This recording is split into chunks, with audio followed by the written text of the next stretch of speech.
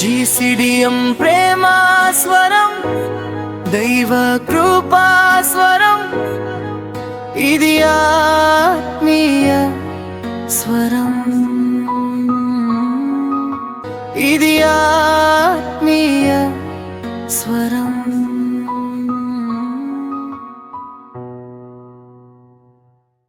ప్రభునందు ప్రియమైనటువంటి స్నేహితులారా, యేసుక్రీస్తు నామమున మీకందరికి వందనాలు తెలియజేస్తున్నా. దైవ కృపాస్వరము అను ఆధ్యాత్మిక కార్యక్రమానికి స్వాగతం పలుకుతున్నా. దేవుడు మిమ్మల్ని అందరూ దీవించింది గాక. మీ అందరి కోసం మేము ప్రార్థన చేస్తున్నాం. పరిచర్య రోజు రోజుకు వరదిల్లాగిన మీరందరూ కూడా మా కోసం ప్రార్థన చేయాలని కోరుతున్నాం. గ్రేస్ కమ్యూనిటీ డెవలప్మెంట్ పరిచర్య, దేవుడు మనకు అనుగ్రహించిన పరిచర్య ఒడిశా, ఆంధ్ర, తెలంగాణలో విస్తరించి ఉన్నటువంటి పరిచర్య. మీ ప్రార్థన ఎంతో అవసరమైనది కనుక ఈ పరిచర్య విస్తరణ కొరకు మరి శ్రోతలందరికీ అలాగే వీక్షించే వారందరికీ కూడా మా శుభాలు తెలియజేస్తా ఉన్నాం. దేవుడు మనల్ని దీవించింది గాక. ఈ దినమున క్రీస్తుని గూర్చిన దైవత్వం గురించి మనం మాట్లాడుకుందాం. యోహాను సువార్తలో నుండే యేసుక్రీస్తు దైవత్వం పరిపూర్ణంగా ఉన్నది.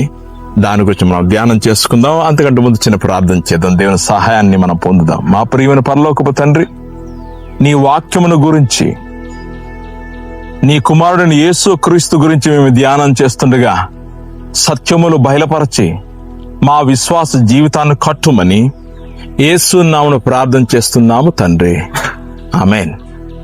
ప్రియులరా, ఈ దినమున యేసుక్రీస్తు యొక్క దైవత్వము, ఆయన మాట్లాడిన మాటల్లో మనం ఆ సత్యాన్ని తెలుసుకుందాం. గతించిన దినమున నికోదేము గురించి కొన్ని సత్యాలు మనం మాట్లాడుకున్నాం. యేసు ప్రభువారు నికోదేముతో మాట్లాడుతున్నప్పుడు పరలోక రాజ్యంలో ఎవరు ప్రవేశిస్తారో అన్నప్పుడు నూతన జన్మం గురించి మాట్లాడడం జరిగింది. ఇప్పుడు యేసు ప్రభువారు తనకు తానుగా ఏం చెప్పుకుంటున్నాడంటే, పరలోక రాజ్యం గురించి ఎవరు చెప్తారు, దేవుని రాజ్యం గురించి ఎవరు చెప్పగలుగుతారు అంటే ఆయన ఏమంటున్నాడంటే, పరలోకము నుండి దిగి వచ్చిన వాడే. ఎవరండి దిగి వచ్చిన వాడు? యేసు తప్ప ఎవరండి? అందుకే యోహాను సువార్త ఏమంటున్నాడు అంటే 3వ అధ్యాయము 13వ వచనంలో, పరలోకము నుండి దిగి వచ్చిన వాడే అనగా పరలోకములో ఉండు మనుషు కుమారుడే తప్ప పరలోకమునకు ఎక్కిపోయిన వాడెవడనూ లేడు. ఇది అద్భుతమైన సత్యాలండి. యేసు ప్రభువారు దైవము, దేవుడు, దేవుని కుమారుడు అని చెప్పడానికి ఇదేనండి సత్యాలు. ఇవేవి మన స్వతహాగా రాసినవి కాదు. ఇది ఆత్మచేత వ్రాయించుకున్న విషయాలు ఇవన్నీ. కనుక దేవుని నామమునకు మహిమ కలుగును గాక. యేసు ప్రభువారు ఏమంటాడంటే, మోక్షము చేరాలంటే మోక్షము ఇచ్చే అధికారి ఈ భూలోకం నుండి దిగి రావాలి.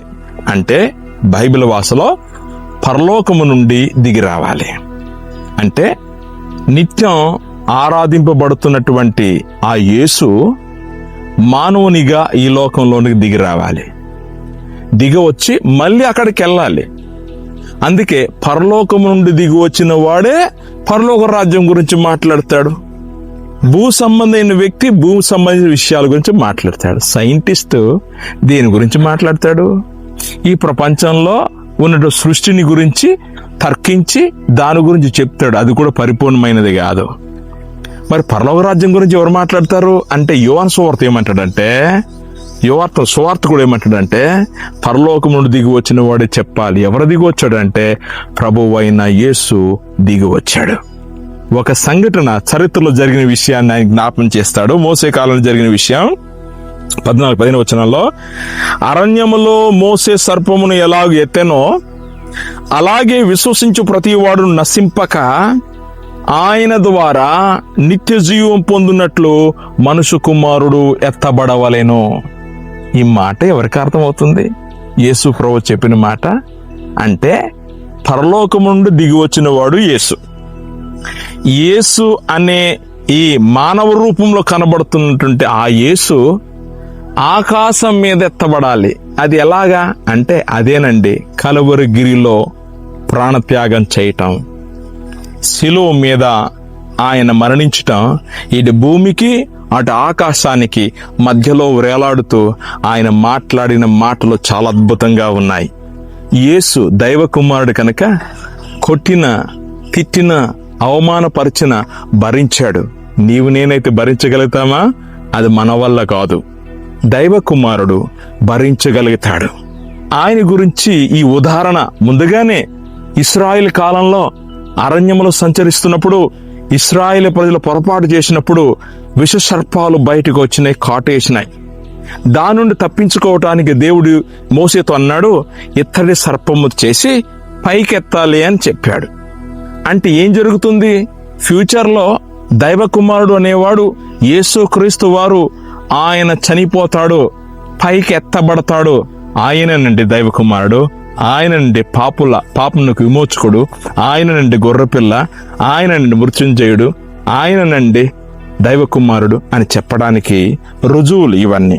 కనుక ఏమని వ్రాయబడిందంటే, విశ్వసించు ప్రతి వాడును, ఏ దేశమైనా, ఏ గోత్రమైన, ఏ కులమైనా, ఆడవాళ్ళైనా మగవాళ్ళైనా, ధనవంతులైనా బీదవాళ్ళైనా, తృణీకరింపబడిన జాతిని ఎవరైనా కావచ్చు, విశ్వాసము ద్వారానే ఈ యొక్క అద్భుతమైనటువంటి జీవితాన్ని పొందగలుగుతారు. కనుక విశ్వసించు ప్రతి వాడును నశింపక ఆయన ద్వారా నిత్య జీవము పొందినట్లు మనుషు కుమారుడు ఎత్తబడవలేను. అదే శిలువ మరణమే ఎత్తబడవలేను. అప్పుడు యోహాను సువార్త ఏమంటాడంటే, దేవుడు లోకమును ఎంతో ప్రేమించెను, 3:16 కాగా ఆయన తన అద్వితీయ కుమారునిగా పుట్టిన వాని యందు విశ్వాసముంచు ప్రతి వాడును నశింపక నిత్య జీవం పొందినట్లు ఆయన అనుగ్రహించెను. అంటే ఒక వ్యక్తి పరలోక రాజ్యం పొందాలంటే, చేరుకోవాలంటే యేసుక్రీస్తును విశ్వాసం ఉంచాలి. యేసుక్రీస్తు మాత్రం ఎందుకు విశ్వాసం ఉంచాలి అని అంటే, సమస్తము సృజించిన వాడు ఆయనే. ఆయన లేకుండా ఏదో కలగలేదు.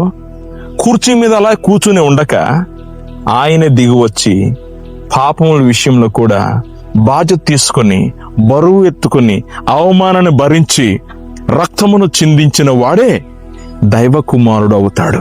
అదేనండి గుర్తింపు.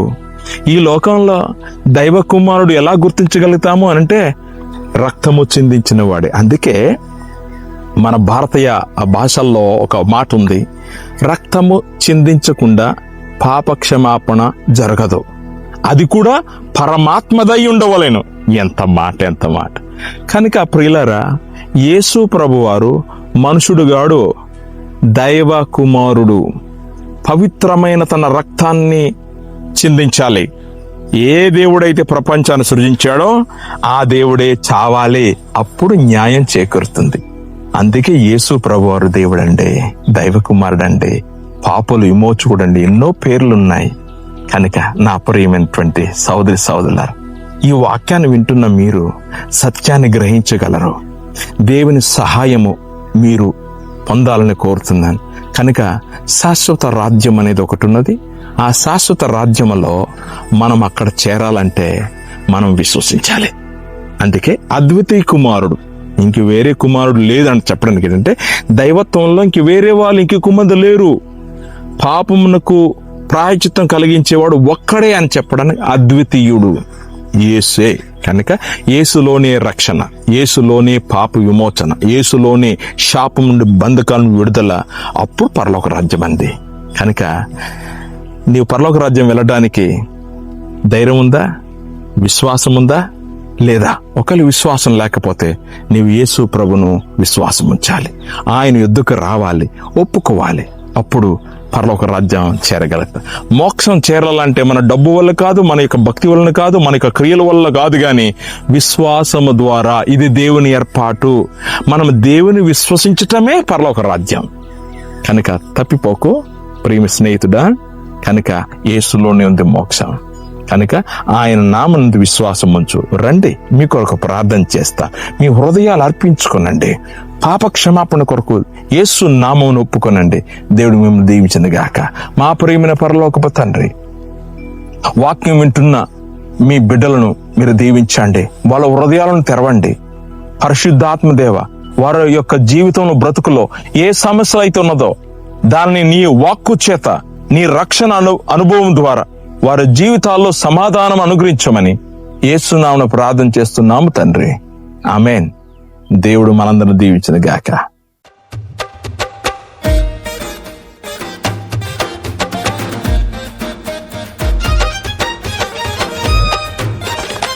సువార్త చాటెదం రమ్ము సోదరా, యేసుతోటి సాగెదం రమ్ము సోదరి. అన్ని దేశాల్లో, అన్ని జాతుల్లో, అన్ని వంశాల్లో ప్రతి మనుషునికి యేసు ప్రేమను చూపించుదాం, యేసులోనే నడిపించుదాం. యేసు ప్రేమను చూపించుదాం, యేసుతోనే సాగిపోదాం.